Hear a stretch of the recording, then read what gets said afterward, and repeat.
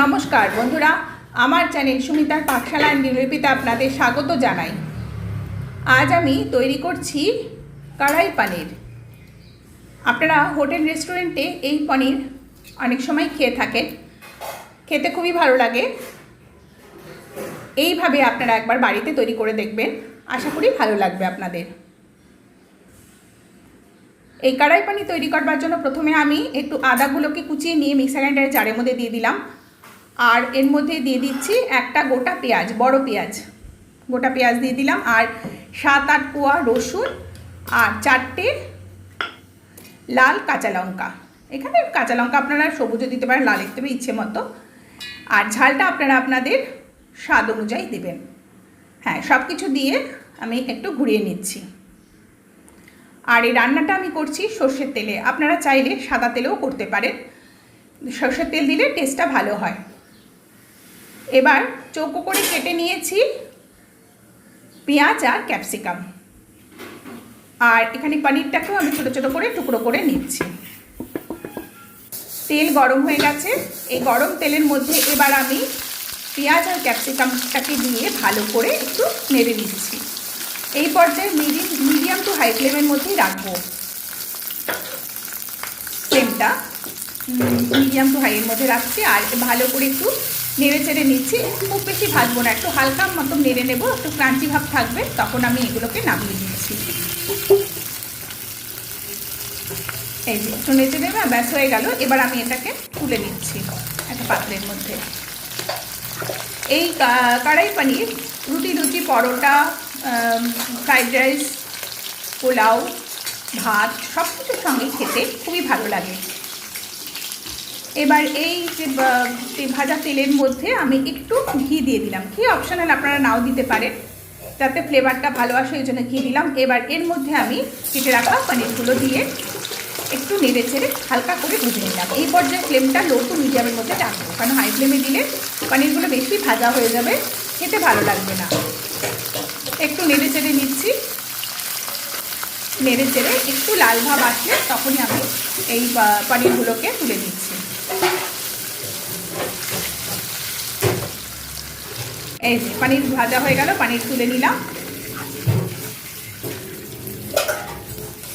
এই যে আস্তে আস্তে এইভাবে করলে রান্নাটা খুবই ভালো হয় খেতে।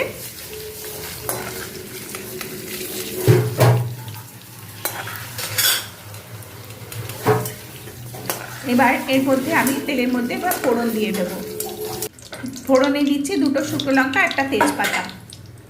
আমার রেসিপিটা যদি ভালো লাগে তাহলে আপনারা লাইক দেবেন, শেয়ার করবেন, কমেন্ট করবেন, আর আমার চ্যানেলটিকে সাবস্ক্রাইব করে দেবেন, আর পাশে থাকা বেল আইকনটা প্রেস করে দেবেন। যেহেতু কড়াই পনির করছি, সুতরাং এখানে আমি দিয়ে দিচ্ছি গোটা ধনে বেশি পরিমাণে। গোটা ধনে 1 চামচ আর গোটা জিরে 1/2 চামচ দিয়েছি। দিয়ে একটু ফোড়নটা ভাজা ভাজা হবে, তারপরে আমি ওই যে বেটে রাখা যে ঘুরিয়ে রাখা যে মশলাটা, আদা, পেঁয়াজ, রসুন আর কাঁচা লঙ্কার, সেই মশলাটা এর মধ্যে দিয়ে দেব। দিয়ে এবার এই যে দিয়ে দিচ্ছি, দিয়ে এবার এর মধ্যে ভাজা ভাজা করে নিচ্ছি, ভালো করে সুন্দর করে ভাজা ভাজা করে নিচ্ছি। এই যে নেড়ে চেড়ে ভালো করে সুন্দর করে ভাজা ভাজা হয়ে গেল। এবার আরও একটা মশলা আমি তৈরি করে নিচ্ছি। এই মিক্সার গ্রাইন্ডারের জারের মধ্যেই একটু আদা আর তেজপাতা দিয়ে বেটে এই তেজপাতা আর একটু জিরে দিয়ে বেটে নিয়েছিলাম মশলাটা। আর হচ্ছে তার মধ্যে দিয়ে দিচ্ছি দই আর টমেটো। এই যে ভাজা ভাজা করে এবার এই বেটে রাখা মশলাটা এর মধ্যে আমি দিয়ে দিলাম। মশলার পেস্টটা দিয়ে এবার খুব সুন্দর করে মিক্স করে নিচ্ছি, সুন্দর করে। আর এর মধ্যে কিছু গুঁড়ো মশলা, নুন, চিনি দিয়ে দিচ্ছি। এর মধ্যে দিয়ে দিচ্ছি লাল লঙ্কার গুঁড়ো, চিনি, নুন আর হলুদের গুঁড়ো, আর নিয়েছি কাশ্মীরি লাল লঙ্কার গুঁড়ো আর চাট মশলা, আর হচ্ছে আমচুর পাউডার এর মধ্যে দিয়ে দেব। দিয়ে আগে একটু ভালো করে নেড়ে নিচ্ছি। নেড়ে সুন্দর করে একটু ভাজা ভাজা মতো হয়ে যাবে, তারপরে এই গুঁড়ো মশলাগুলো, নুন, চিনি দিচ্ছি। এই যে এর মধ্যে দিয়ে দিলাম। দিয়েও একটু ভালো করে সুন্দর করে একটু কষে নেব। মশলাটা কষার ওপর রান্নাটার টেস্ট নির্ভর করে, যত সুন্দর করে মশলা কষা যায়। কিন্তু এই পর্যায়ে মশলা মানে ফ্লেমটা বেশি বাড়ালে মশলাটা পুড়ে যেতে পারে, ওই জন্য লো টু মিডিয়ামের মধ্যে রেখে আঁচ বাড়িয়ে কমিয়ে সুন্দর করে কষে নিলাম। এই যে এর মধ্যে দিয়ে দিচ্ছি কাসুরি মেথি। এবার কাসুরি মেথি না দিলে কড়াই পনিরের টেস্টটাই আসে না। আর এই যে কাসুরি মেথি দিয়ে দিলাম, দিয়ে সুন্দর করে নাড়াচাড়া করে নিচ্ছি। এবার অনেকটা লাগা লাগা হয়ে এসছে মশলা। এর মধ্যে যে গরম জল করে রেখেছিলাম সেই গরম জলটা এর মধ্যে দিয়ে দিচ্ছি। 2 কাপ পরিমাণ জল দিয়ে সুন্দর করে ফুটিয়ে নেব। আর কড়াই মশলাটা আমি বাড়িতেই তৈরি করেছি। এর মধ্যে দিয়ে দিচ্ছি বেশি পরিমাণে একটু ধনে, জিরে, মৌরি আর এলাচ, লবঙ্গ, দারচিনি সব কিছু দিয়ে আমি একটা কড়াই মশলা তৈরি করে নিয়েছি। আর এই যে ঝোলটা যখন ফুটে উঠলো তার মধ্যে আমি দিয়ে দিয়েছি ক্যাপসিকাম, পেঁয়াজ আর পনির, সব কিছু দিয়ে ফুটিয়ে নেব। আপনারা যদি চান যে ক্যাপসিকাম আর পেঁয়াজটা একটু ক্রাঞ্চি ভাব থাকে তাহলে আপনারা আরও পরে ওটাকে দেবেন, নামানোর আগ দিয়ে দেবেন। এই যে সব কিছু দিয়ে একটু সুন্দর করে ফুটে উঠতে শুরু করেছে। এইবার আমি যে কড়াই মশলাটা তৈরি করে নিয়েছিলাম সেই কড়াই মশলাটা আমি এর মধ্যে দিয়ে দিলাম। এই যে দিয়ে দিলাম, দিয়ে আর একটু সময় হতে দেব। একটু ফুটতে থাকবে, সুন্দর করে হয়ে আসবে, দেখলেই বোঝা যাবে চেহারাটা যে হয়ে আসলে। ফুটতে দেবো, সুন্দর করে ফুটে উঠবে। এই যে দেখুন ওপরে সুন্দর করে তেল ভেসে উঠেছে।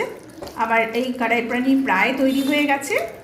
এবার এটার জন্য আরও একটু টেস্ট বাড়াবার জন্য এর মধ্যে আমি দিয়ে দেবো একটু দুধ। আপনারা দুধ মানে লিকুইড দুধও দিতে পারেন, আবার ঘরের একটু মোটা দুধও দিতে পারেন, লিকুইড দুধ দিতে পারেন, আবার আপনারা গুঁড়ো দুধও দিতে পারেন, আবার ফ্রেশ ক্রিমও দিতে পারেন। সবেতেই ভালো টেস্ট হয়। ঘরে যা থাকবে হাতের কাছে তাই দিয়ে নিতে পারবেন। এই দুধ দিলে কিন্তু টেস্টটা খুব সুন্দর। আমি সমস্ত রান্নায় কিছু না কিছু এই দুধ আইটেম দিতে পারি, দিই আর কি। আপনারা দিতে পারেন, চাইলে আবার স্কিপও করতে পারেন। এই যে 2টো কাঁচা লঙ্কা আমি ফেলে দিলাম, এটা জাস্ট আপনার ফ্লেভারের জন্য। এবার আমার এই যেহেতু দুধ দিয়েছি এই জন্য মিডিয়াম টু হাইয়ের মধ্যে ফ্লেমটাকে রাখবো। ব্যাস আমার কড়াই পনির প্রায় রেডি হয়ে গেছে। এবার আমি একটা ঢাকনা দিয়ে ঢেকে রেখে দেবো কিছুক্ষণ। গ্যাসটা বন্ধ করে দিলাম। তারপরে আমি মিনিট 10 রেখে তারপরে সার্ভ করে দিচ্ছি। এই যে 10 মিনিট হয়ে গেছে। এই যে দেখুন আমার কড়াই পনির প্রায় রেডি হয়ে গেছে। এই যে আমি সুন্দর করে বাটির মধ্যে সার্ভ করে দিচ্ছি।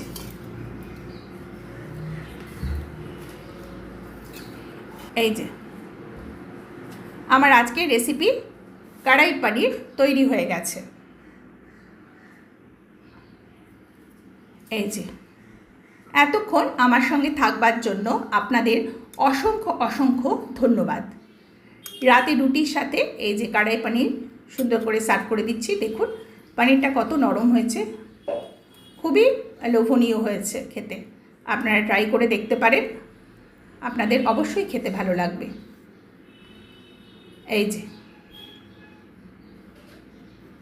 এই যে পুরোটাই কমপ্লিট হয়ে গেছে। দেখুন এইভাবে আপনারা তৈরি করে নিতে পারেন কড়াই পনির।